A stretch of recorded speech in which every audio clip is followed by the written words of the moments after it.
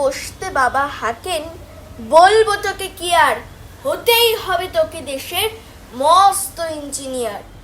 মা তাই শুনে কন, খোকা তুই আমার কথা রাখ, ডাক্তারিতে হয় যেন তোর দেশ জোড়া নাম ডাক।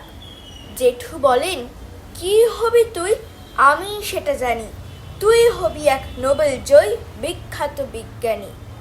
একই সঙ্গে সবাই বলেন, অন্য কিছু নয়, এবার তোকে হতেই হবে স্কুলে ফার্স্ট বয়।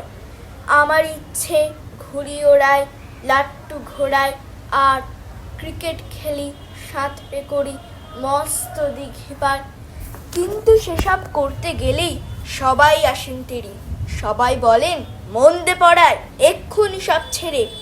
কি আর বলবো, এখন আমার অবস্থাটা এই, লেখাপড়ায় দিন কেটে যায়, কিচ্ছু খেলা নেই। এক এক জনের এক এক ইচ্ছে, সবাই দিচ্ছে তারা, তার ফলে ভাই আমার নিজের ইচ্ছে গেছে মারা।